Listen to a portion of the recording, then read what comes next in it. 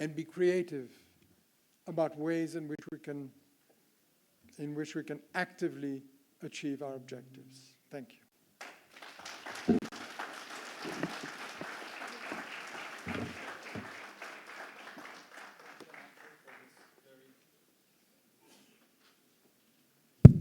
Thank you, Michael, for this very insightful presentation. I think there is much food for thought in this, and in my experience, about 80% of politicians have studied law, so I think this argument will definitely find an audience, and we can build our campaigns and our approach on this basis and take out the wind of the sails of China, which claims falsely that Tibet has always been a part of China. Thank you very much.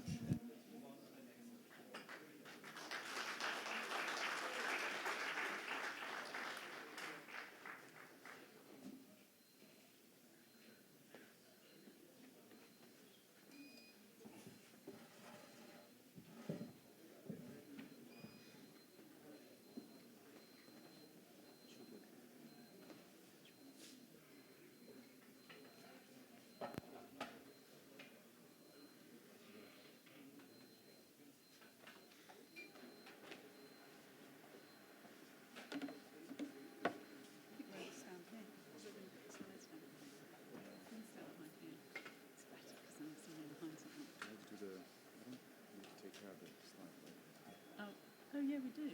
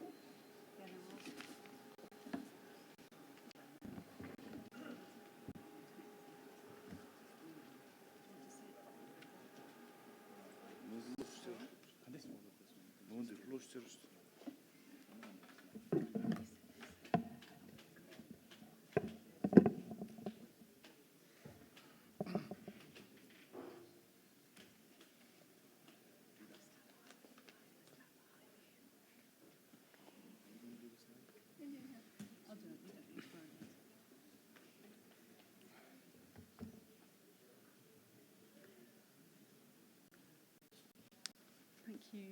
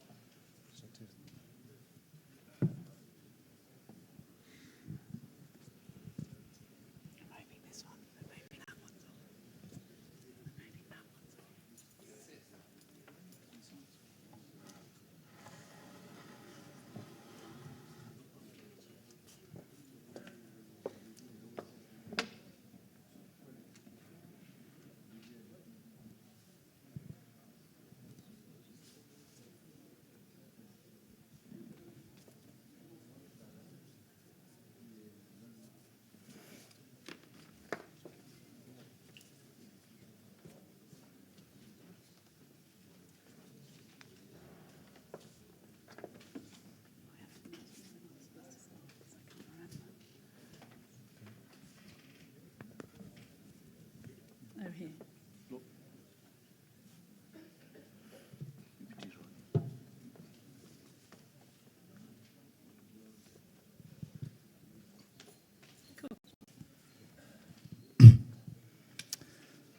So first of all, I would like to thank my government and DIR for giving me and all of us this opportunity. I see a lot of familiar faces, which I would like to believe is also a reminder of our collective time and energy invested into this movement. So without further ado, I would like to get back to my script before I get misquoted. My name is Jigdel, and I'm the network's international coordinator. And I'm Mandy McKeown. I'm the campaigns coordinator. So we have been asked to present on activities and progress since the last international conference, and we would like to take this time to share our thoughts on priority campaigns. International Tibetan Network is a support mechanism for Tibet groups around the world dedicated to amplifying the efforts of campaign groups. We support all groups irrespective of whether they seek middle way or independence. We do this through facilitating the development of coordinated strategic campaigns, giving advice and practical help, convening regional conferences, and providing capacity support. We have brought Rachel Collinson, a digital fundraising expert, to this conference, and she is giving groups free advice, so please feel free to talk to her. Rachel, can you make yourself a little visible? She's there behind. Yep. Furthermore, tomorrow lunchtime around 12:50, Tibet Action Institute will run a 30-minute session on digital security here in case if you're interested. The network's primary goal is to strengthen the Tibet movement, and to that end, we encourage Tibet groups to collaborate together strategically to maximize our collective impact. Our history of successful campaigns demonstrates that we are most likely to succeed when we work together. We support campaigns that we know groups are committed to working on, and that will contribute for our full theories of change that put the aspirations of Tibetans in Tibet front and center, pressures governments to work together to tackle China over Tibet, challenges China's influences on our democracies, and supports other China-related movements in recognition of the pressure they put on Beijing. You can read more about our theories of change in the handout. I believe you all have it by now. We celebrate differing views and campaigning styles, believing that diversity strengthens our movement. When applied strategically, with trust and understanding, we can use our differences and varied strengths to achieve amazing things. Looking around the room, we can see many people we have met regularly through our regional meetings. But the last time the Central Tibet Administration brought us all together was in Brussels in 2016. That conference prioritized campaigns that included the Panchen Lama, Tashi Wangchuk, Confucius Institutes, Larungar, and climate change. A lot of hard work was put into work on many of these campaigns, and most of them remain priorities for Tibet Network. We've been working as the network solidly with Tibet groups to build a portfolio of really strong, solid campaigns, which are in the booklet that Jigdor just referenced. A good number of groups in this room that we can see are part of campaign working groups that are developing these campaigns. And we really want to highlight a number of them now, because they're campaigns that have been worked on in the past and moving forward.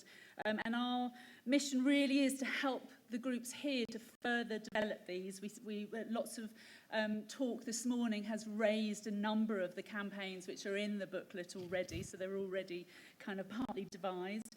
And we're also really delighted that we're going to be able to report on a couple of successful campaigns that have happened over the last 18 months that we're going to touch on in a moment.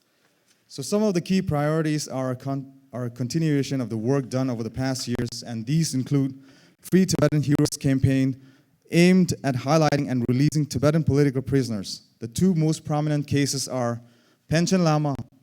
Next May is the 25th anniversary of his disappearance. For his 30th birthday, we commissioned a forensic artist to create a new image of how Gendin Choki Nyima might look. For the 25th anniversary, we would like to see a coordinated global marking of his disappearance. Second, Tashi Wangchuk's 5-year sentence is due to end in January 2021, so we want to increase pressure for his early release.